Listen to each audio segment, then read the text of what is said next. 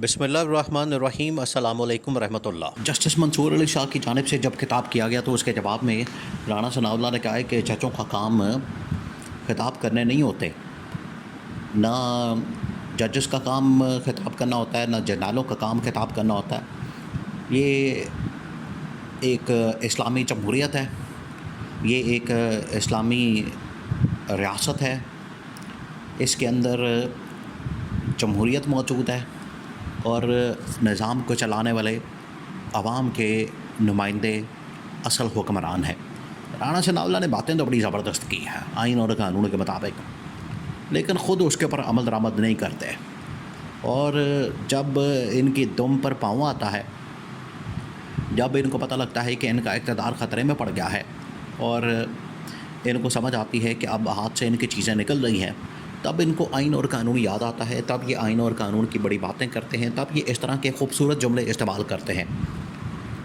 वरना इनको तो अपने इक़्तिदार के अलावा और कोई चीज़ नज़र ही नहीं आती, अपना इक़्तिदार के रास्ते के अलावा कोई रास्ता नज़र नहीं आता और सिर्फ़ उसी के ऊपर चलते हैं।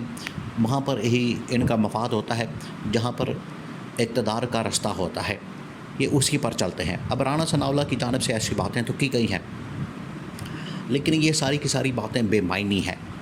आप अंदाज़ा करें कि मुल्क के अंदर इस वक्त प्रैक्टिकली इस्टेब्लिशमेंट की हुकूमत है और इनको समझ नहीं आ रही। ये हल्का सा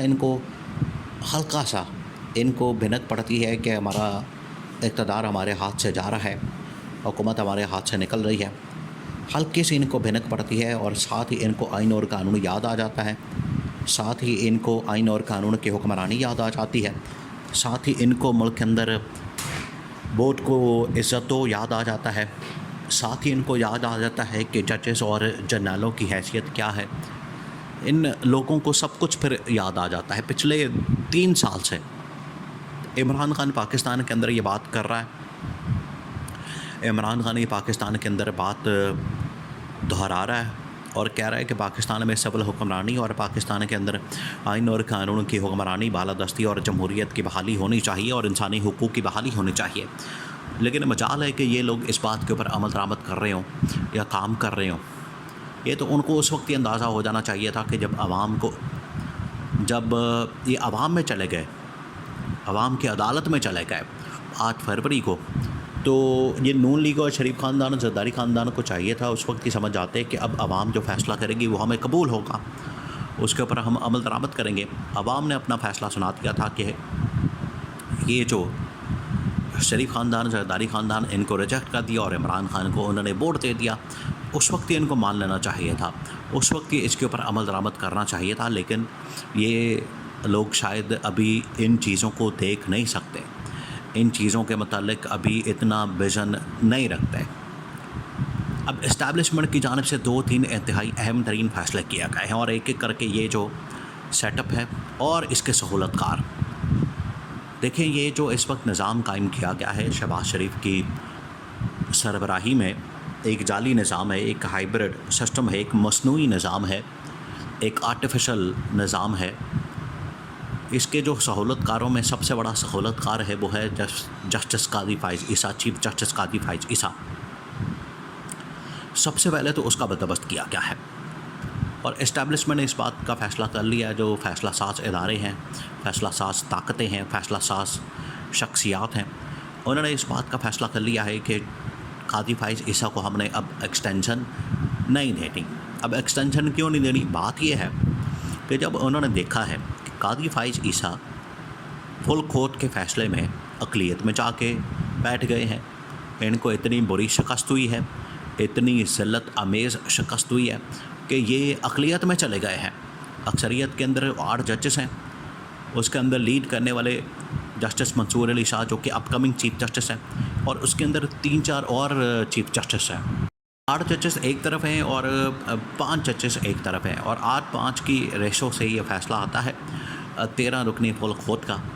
तो वहाँ पर ये कादी फ़ाइज़ ईसा की पहली जो शिकस्त थी, ये इस्टेब्लिशमेंट को इसने बड़ा हैरान कर दिया और कादी फ़ाइज़ ईसा को परेशान कर दिया, जिसकी वजह से उस दिन ही ये फ़ैसला कर लिया था کہ اب قاضی فائز عیسیٰ کے اوپر مزید کام کرنے کی ضرورت نہیں، قاضی فائز عیسیٰ کے اوپر مزید انویسٹمنٹ کی ضرورت نہیں، ٹائم ضائع کرنے کی ضرورت نہیں۔ قاضی فائز عیسیٰ ایک ناکام بندہ ثابت ہوا ہے، اس سے اگر مزید ہم کام لیں گے، اس سے مزید ہم کام چلانے کی کوشش کریں گے تو یہ ہمارے الٹا گلے پڑ جانا ہے، یہ پہلی بات۔ دوسری بات یہ ہے کہ قاضی فائز عیسیٰ نے اب بیک ڈور چینل کے اوپر بھی اسٹیبلشمنٹ کے ساتھ رابطہ کرنے کی کوشش کی کہ کہیں سے ان کو کوئی ایکسٹینشن کا مل جائے راستہ، اور ایکسٹینشن کی کوئی امید، ایکسٹینشن کی کوئی آخری کرن کہیں سے نظر آ جائے، لیکن تمام راستے بند ہو گئے ہیں۔ اب اسٹیبلشمنٹ نے مکمل کنٹرول حاصل کر لیا۔ پاکستان کے اس وقت جو دور حکمران ہے مکمل طور پر اس وقت پاکستان کے اسٹیبلشمنٹ کے ہاتھ میں چلی گئی ہے۔ اور جنرل عاصم نے اس دن تقریر کے دوران ایک بڑا زبردست جملہ کہا، انہوں نے کہا کہ پاکستان کے اندر آئین کے خلاف اور شریعت کے خلاف کوئی بھی قانون پاس نہیں کیا جا سکتا، کوئی فیصلہ نہیں دیا جا سکتا، اور آئین کی پامالی اور شریعت کی پامالی کی اجازت کسی کو نہیں دی جا سکتی۔ یہ اس دن جنرل عاصم نے یہ جو جملہ کہا، یہ پاکستان کے اندر جس طریقے سے چند دن پہلے قاضی فائز عیسیٰ کی جانب سے قادیانیوں سے متعلق ایک فیصلہ دیا گیا جو بڑا متنازع فیصلہ ہے کہ آپ قادیانیوں کو اجازت دے رہے ہیں کہ جو مرضی کرتے پھریں، وہ کمرے کے اندر بیٹھ کر وہ اپنی مرضی کا نظام چلاتے رہیں اسلام کا، اور جس طریقے سے چاہیں جو مرضی چاہیں وہ بیٹھ کر وہاں سے چاہے قرآن کی تحریف کر دیں اور اپنے آپ کو ایک نبی ڈکلیئر کر دیں اور اپنا ایک اسلامی نظام قائم کرنے کی کوشش کریں۔ اس کو انڈورسمنٹ جب دے دی قاضی فائز عیسیٰ کی جانب سے، اس فیصلے نے پورے ملک کے نظام کو ہلا دیا ہے۔ اس نے پورے ملک کے نظام کی جو اسلامی حیت ہے، جو اسلامی سٹرکچر ہے، اس کو ہلا دیا۔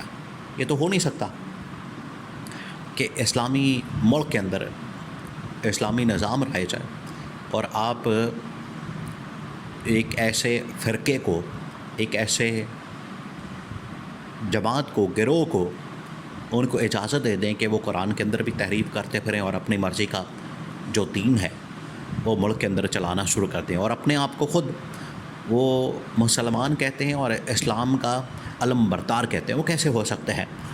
جو ختم نبوت کا منکر ہو، جو اس سے انکار کرتا ہو، حرمت رسول کے اوپر اور ختم نبوت کے اوپر، حرمت نبوت کے اوپر اور ختم نبوت کے اوپر کوئی سمجھوتا نہیں کیا جا سکتا۔ یہ دو ٹوک انداز میں اسٹیبلشمنٹ نے پاکستان کے اسلامی نظام کے اوپر، اسلام کے اوپر، حرمت نبوت کے اوپر اور ختم نبوت کے اوپر پیغام بھجوایا ہے۔